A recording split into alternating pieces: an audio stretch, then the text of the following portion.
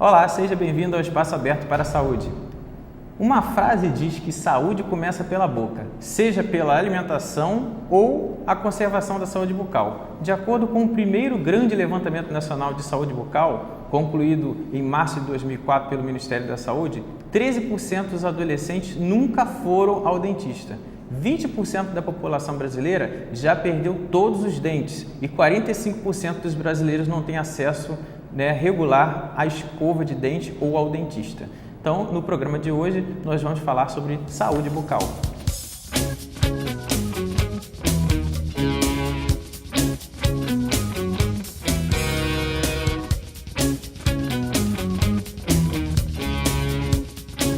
O Brasil criou, em março de 2004, o Brasil Sorridente, que faz parte da Política Nacional de Saúde Bucal. Desde então, vem investindo no aumento da resolutividade e também na atenção básica e investimentos em equipes de saúde bucal na estratégia de saúde da família.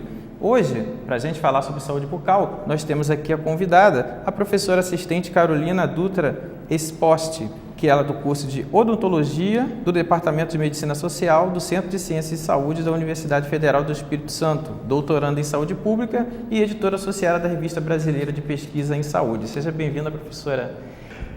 Então, professora, a gente tem aqui uma primeira pergunta. Como a senhora vê hoje a situação da saúde bucal do brasileiro? Então, professor, hoje a gente vê, por esse levantamento que o senhor citou, que é de final de 2004, uma alta prevalência das principais doenças bucais, que é a doença cárie e a doença periodontal, que atinge osso e gengiva. E mesmo no levantamento que foi recentemente divulgado, que é o de 2010, mas que a maioria dos dados ainda não estão disponíveis para consulta pública, a gente vê que essas doenças elas continuam numa alta taxa, então atinge grande parte da população, mas que elas vêm melhorando ao longo do tempo.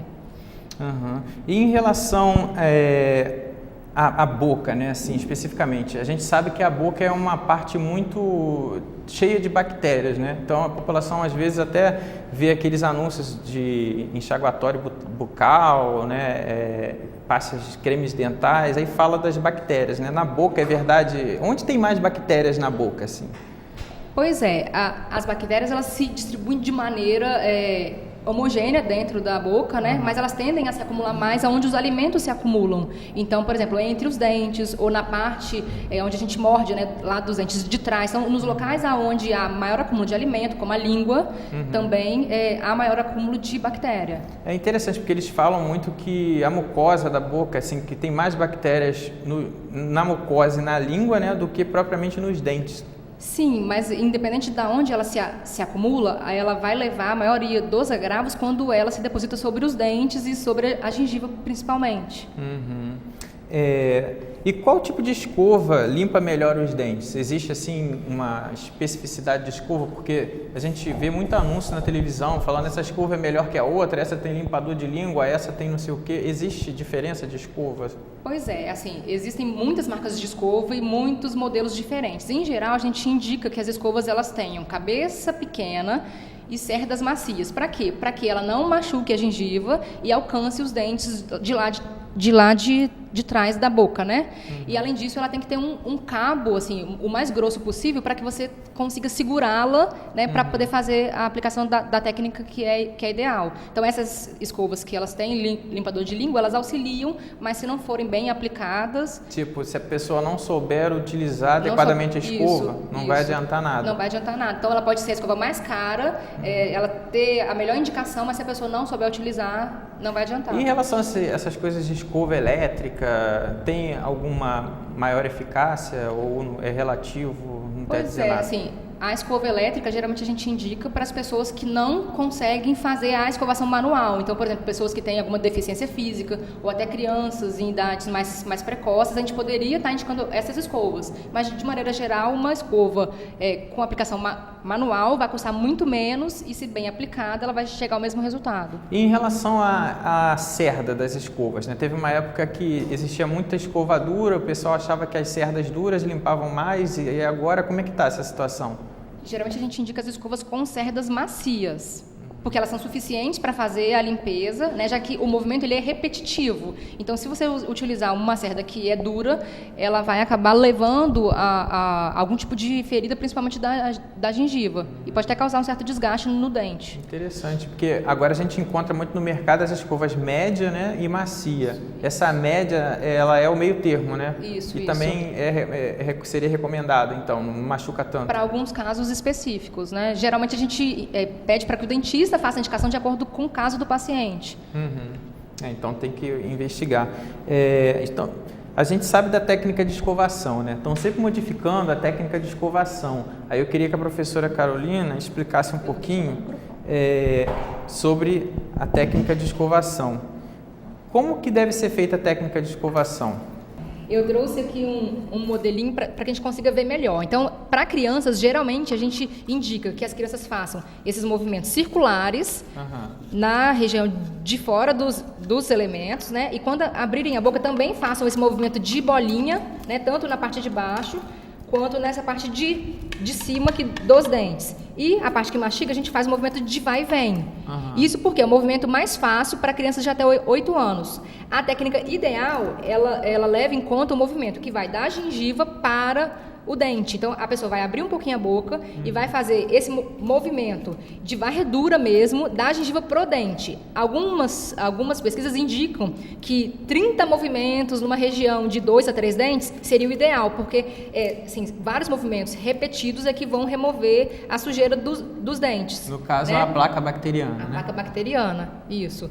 Então, para adultos, principalmente, a gente indica essa técnica que faz a varredura da parte de cima para a ponta do dente, né, em grupo de 2 ou 3 dentes, e a parte de baixo, então, como a gengiva está embaixo, eu tenho que fazer essa escovação de baixo para cima. Isso tanto a parte de dentro quanto a parte de fora, né? E isso é ideal ser repetitivo, né? Ser umas 30 vezes para poder realmente retirar. Isso, a gente tem que fazer assim, Uma técnica de escovação completa, então, demoraria quanto tempo, mais ou menos? De 2 a 3 minutos no mínimo. Né? Aquela escovada rápida que a gente dá lá atrás, só a parte que mastiga, isso pode até remover a placa desses locais, mas se você não aplicar todas as superfícies dentro dos dentes, de todos os dentes, naquele local onde a placa se formar é onde você pode ter os problemas. Interessante. Vamos para uma outra pergunta aqui. Quais são as principais doenças bucais do brasileiro hoje? Então, as principais doenças bucais são a doença cárie e a doença periodontal. As duas doenças, elas se originam na formação da placa bacteriana, que é aquele resto de alimentos onde as bactérias vão se depositar, tanto nos ossos quanto nos dentes. E além disso, a gente tem também o fator de que essas doenças, geralmente são acumulativas. Então, por exemplo, se você é uma criança de 8 anos, você tem um dente cariado.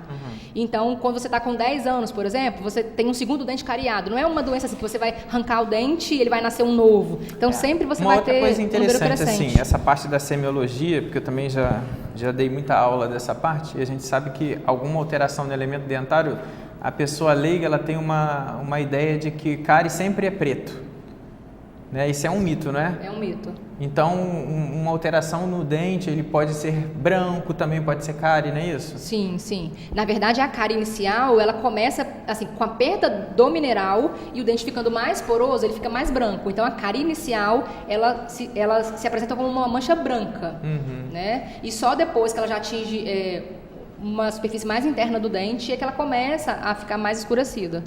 Interessante, porque as pessoas sempre têm uma noção de achar que atribuir, né, a mancha escura, mas nesse caso aí já é uma lesão avançada, né? Isso. A lesão inicial ela é branca. A gente estava conversando anteriormente em relação a flúor, né, que você comentou, professora, assim, sobre o flúor da água, né? Você estava até falando que foi uma visita que você fez numa estação de tratamento de água com os estudantes lá na UFS. E aí, o flúor da água é suficiente para poder fazer uma limpeza, uma higienização dos dentes? Porque o flúor, a gente sabe que tem uma importância, ele está na água, né? Mas não substitui, por exemplo, uma pessoa não tem creme dental, ela vai escovar os dentes. Só com água, o flúor que estaria na água resolveria? Então, o flúor do creme dental, ele está numa concentração muito maior. né? Então, assim, ele atuaria de maneira mais eficiente. Mas se a pessoa não tiver creme dental, assim, o flúor da água ele age de maneira contínua e através do sistema. Então não é só ali no local, na hora que você faz a escovação. Quando você engole a água, esse flúor volta através da saliva, ajudando o dente a fazer a recuperação no caso de ataque das bactérias. Interessante.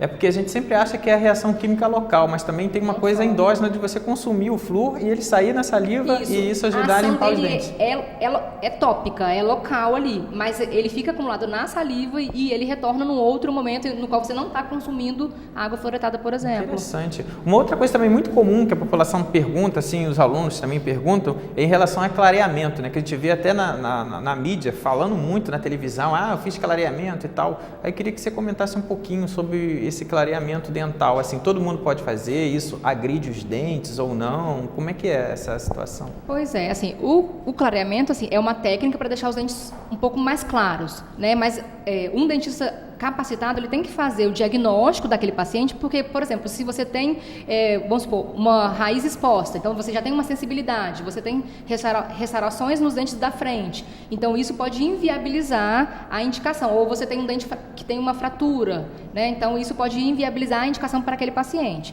De maneira geral, qualquer tipo de clareamento, seja aquele realizado em casa, com a moldeirinha e o gelzinho que o dentista te indica, ou se for feito no consultório, eles causam uma perda de mineral temporária no dente. E essa perda de mineral, ela leva uma certa sensibilidade. Então, o clareamento que você faz no consultório, por ele utilizar um tipo de gel que ele é mais forte, então o clareamento ele é mais rápido, mas ao mesmo tempo ele pode aumentar a sensibilidade dos dentes dessa pessoa. Né? Mas esse clareamento ele não pode danificar o esmalte dos dentes? Ou não? Se for bem feito, não... Se ele tiver uma indicação adequada e for bem feito, não. É porque a gente sabe que tem alguns kits que as pessoas podem inclusive comprar, né, pela internet para poder clarear os dentes. Aí seria uma coisa sem um acompanhamento do especialista. Isso é bem arriscado, porque se você não tiver a indicação para fazer o clareamento, aí sim você pode ter uma lesão, aumentar a sensibilidade. Isso, aumentar a sensibilidade, ou até deixar o dente um pouco mais fraco, vamos dizer assim, né? Se não houver uma indicação adequada, ou até você utilizar a técnica, porque não é só você comprar o produto. Se você não tiver explicação de como utilizar, você pode fazer um uso excessivo, por exemplo. Interessante. A gente tem uma parte do programa que a gente ouve as pessoas por e-mail fazendo perguntas para a especialista do dia. Então vamos para o nosso quadro Perguntas por e-mail. Tem uma pergunta aqui do Marcione, ele é comerciante do Rio de Janeiro, ele pergunta: o uso constante de antisséptico bucal pode provocar alguma alteração na flora bucal? Pois é, o uso de antisséptico bucal, assim, as pessoas acham que está liberado pelo fato de estar na farmácia, de estar no supermercado, mas na verdade existem vários tipos de antisséptico bucal que deveriam ser indicados por um dentista de acordo com o caso da pessoa. Todo antisséptico bucal, ele vai estar agindo sobre as bactérias que estão presentes na boca. Então, eles agem sobre as bactérias ruins, vamos supor assim, então, que seria o objetivo dele, mas num uso contínuo, ele também pode estar diminuindo o número de bactérias que seriam boas, né? E, além disso, se esse antisséptico ele tiver álcool na sua composição, isso pode fazer com que o uso contínuo leve a lesões na boca da pessoa. Inclusive, teve uma época que começaram a discutir e a retirar esses antissépticos que possuíam álcool, né? Porque seria justamente por causa dessa agressividade desse álcool na mucosa da boca, não é isso? Isso, o uso de antisséptico com álcool, principalmente se associado ao uso de tabaco, a pessoa usar o antisséptico, mas também fumar, muitas pessoas que fumam acabam usando o antisséptico assim constantemente para poder enganar um pouco a questão de estar com o gosto de cigarro na boca, né? Ou até de estar com aquele cheiro. Então, as pessoas usam isso e esses dois elementos, fumo e o uso de antisséptico com álcool, pode aumentar o risco para câncer, tanto de boca quanto para câncer de faringe. Então é interessante para a gente deixar claro para o pessoal de casa que antisséptico não é qualquer um que pode usar, tem que consultar o especialista.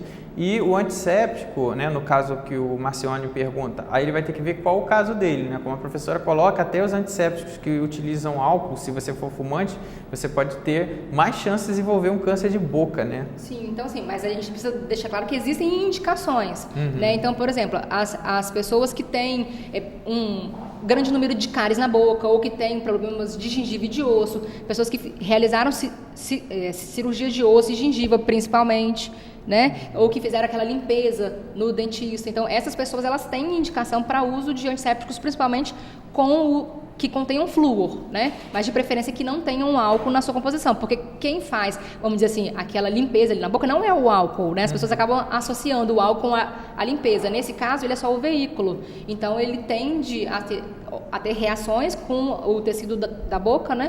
Podendo levar a lesões no uso contínuo. Interessante. E também a própria escovação, como a senhora explicou aí, né? O movimento mecânico também vai ajudar a retirar a sujeira. Sim. Porque assim, tem gente que acha que usando antisséptico não precisa escovar os dentes. O uso de antisséptico, ele não elimina o uso da escova, do fio dental e da pasta de dente. Na verdade, ele faz uma vamos dizer assim, complementação? Complementação dessa técnica que é mecânica, né? Então, assim, pode até ser que no caso de uma cirurgia em que você não consiga fazer a escovação daquela região momentaneamente, o antisséptico ele está indicado por conta disso, para ele tentar controlar o número de bactérias temporariamente, mas não é um uso contínuo para substituir a técnica de escovação ou de fio dental, por exemplo. Professora, você tocou num tema agora muito interessante quando você fala em relação a fio dental e escovação, né? O que vem primeiro, para o público de casa saber? A gente primeiro escova os dentes, usa o fio dental, e depois... As pessoas elas tendem, né, a fazer a escovação e depois passar o fio dental, porque acham que a boca já está um pouco mais limpa e que o fio dental não vai sair tão sujo, né? Enquanto, na verdade, deveria ser o contrário. Primeiro, a gente passa o fio dental, né, assim, prestando atenção para não passar o mesmo pedaço do fio em locais diferentes da boca, né, para não levar a sujeira de um dente para o outro. Então, primeiro a gente faz a limpeza com o fio dental entre dentes e também entre o dente e a gengiva, porque se a pessoa tem um elemento que falta, por exemplo, ela não passa o fio dental ali, porque ela imagina assim, não tem nada agarrado, mas na verdade a gente tem um espacinho entre o dente e a gengiva. Seria, né, no finalzinho, né, o último dente. Assim, bem no finalzinho, né, bem perto da gengiva. E também junto da gengiva, né? Isso, que a gente precisa estar limpando ali, assim, é um espacinho bem pequenininho, mas é suficiente para acumular bactérias ali e levar uma lesão. E também acredito que deva abrir espaço para poder entrar melhor as substâncias do creme dental, da pasta de dente, para poder o flúor fazer efeito nessas áreas, né? Tirando a sujeira antes. Porque se você não fizer a remoção da sujeira, qualquer produto que você vai usar não vai estar em contato com o dente. Então, se o objetivo é usar o produto para entrar em contato com o dente, na verdade, você vai ter ali uma barreira de sujeiras, né? Que precisa ser removido. Interessante. Aqui tem uma pergunta da Benedita Gomes, ela é dona de casa de Duque de Caxias, ela pergunta... O que ameniza o surgimento de tártaro nos dentes? Pois é, o tártaro, né, que a gente chama, na verdade, ele é um cálculo, né? Igual a gente tem um cálculo na vesícula, né? Ou renal também. Isso, ou renal. Então, a gente tem um cálculo dentário, vamos dizer assim, né? Que, na verdade, esse cálculo ele se forma pela placa bacteriana. Então, o que é a placa bacteriana? É aquela sujeira acumulada, né? Que a bactéria vai estar, vamos dizer assim, consumindo aquela sujeira que a gente deixa ali. Então, ela se deposita sobre os dentes, sobre a língua, né?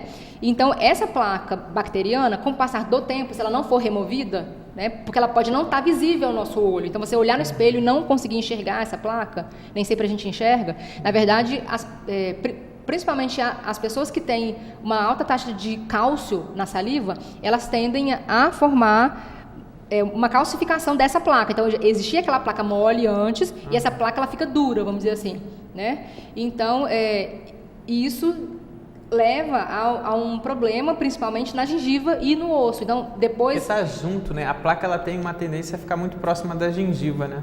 Isso. O tártaro, ele se forma principalmente entre a gengiva e o dente. Ele começa a se formar ali. Então, ele pode se formar ali e subir em direção ao dente, ou ele pode também descer em direção à raiz e ficar por baixo da gengiva, onde você não consegue tirar. Aí são aquelas doenças que a senhora comentou, né? A periodontia, né? Doenças periodontais. Isso, que são as doenças periodontais. Pode levar a isso, Isso, né? Que é a gengivite, que atinge a gengiva quando ela sangra, né? E a doença no osso. Mas o que pode amenizar? Seria isso tudo que já foi explicado, né? Isso. Quando você faz o controle da placa dentária, na verdade você vai estar fazendo com que diminua a formação do cálculo ou do tártaro. Então seria uma boa escovação. Uma boa escovação. Né, depois das refeições. Isso, uma boa escovação.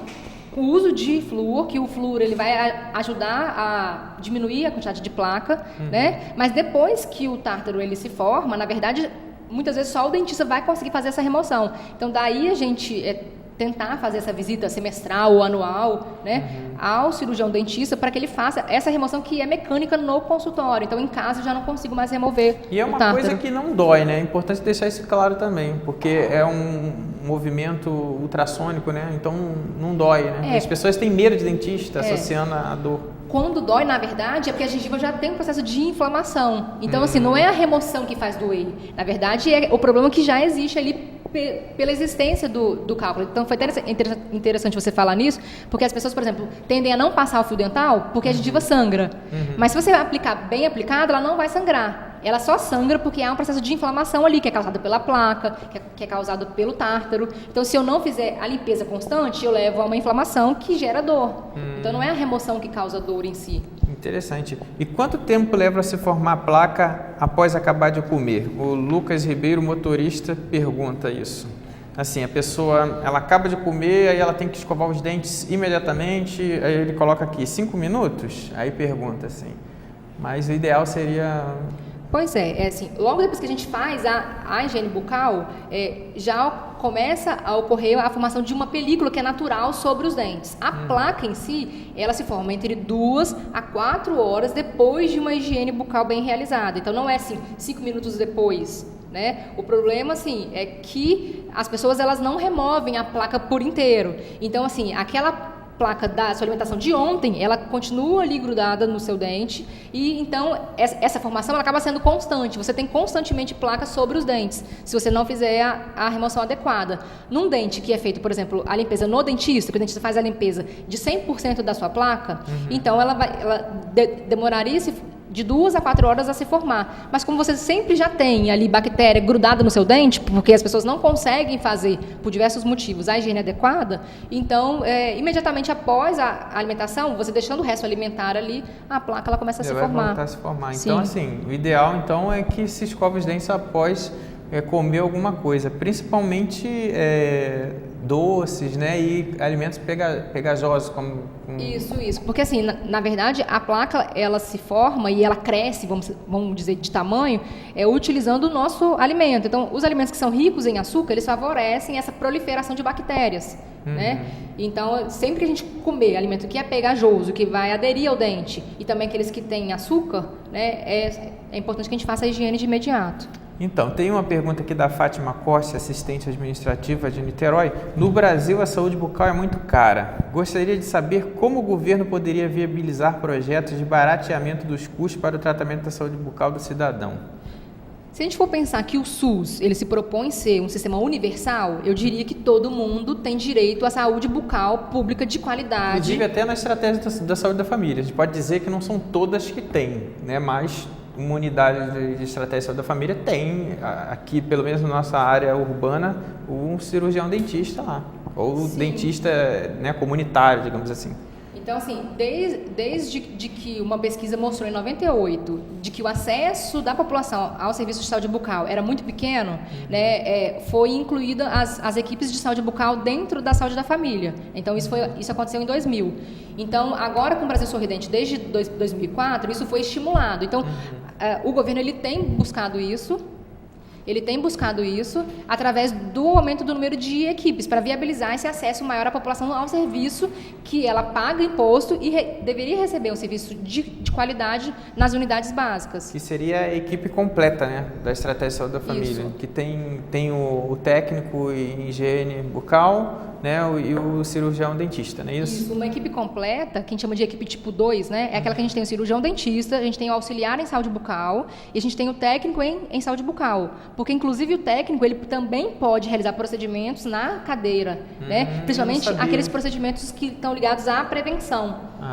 Mas uma limpeza assim, só uma limpeza simples, uma aplicação de flúor, o técnico ele também poderia estar realizando, né? A gente vê muito de que há uma resistência do dentista em aceitar esse tipo de ação. Mas com supervisão do dentista, existem atividades também clínicas que podem ser realizadas pelos técnicos em saúde bucal. Interessante. O que aumentaria o acesso da população, né? E aí é interessante também que essa pessoa, né, a Fátima, ela procure saber se a unidade básica de saúde próxima à casa dela ou se na estratégia de saúde da família tem dentista, para poder ela fazer a limpeza, porque É porque as pessoas elas sempre criticam, né, o SUS, mas poderiam também tentar ver se tem acesso, né? Porque existe o programa, o projeto Brasil Sorridente, a gente sabe que as equipes de estratégia de saúde da família estão crescendo, estão ficando com equipes mais completas, então, de repente, pode ser que tenha aí na sua área. Agora, uma pergunta para a gente discutir aqui final, professora. Em sua opinião, qual seria o grande desafio para a saúde bucal do brasileiro hoje, atualmente?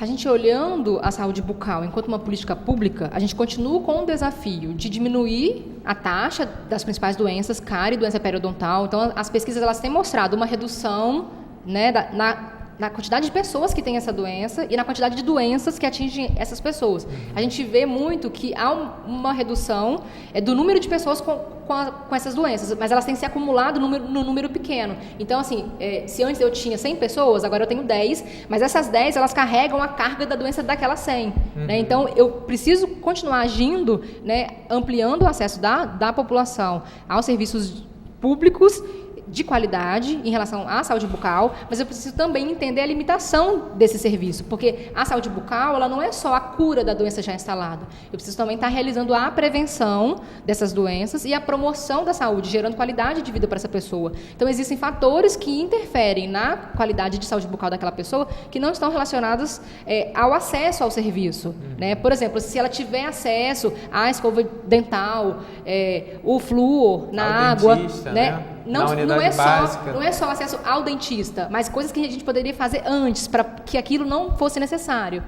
Entendo. Né? Então seria até do ponto de vista das campanhas também, né? Assim, a mídia ser utilizada a favor disso. Isso. A gente está, assim, buscando mais educação em saúde bucal da população, né? Utilizando não só os dentistas, né? Aqueles que têm aquele conhecimento específico, mas os agentes comunitários de saúde, da saúde da família, a mídia dando informações adequadas sobre a saúde bucal, porque a população tendo mais informação, ela tendo a condição, ela tendo o meio, né? Então, se ela tem a escova de dente, por exemplo, ela consegue fazer uma higiene, né, adequada. Ela é empoderada desse conhecimento, ela conseguiria fazer. Mas em relação assim, a esse consumo de doce, né? A gente sabe que hoje, eu sei que assim, você já fechou a sua resposta, acho bem interessante, porque a professora traz a prevenção primeiro, que isso é bem interessante, ainda mais vindo de uma professora que é dentista, mas que ela é da área de saúde coletiva.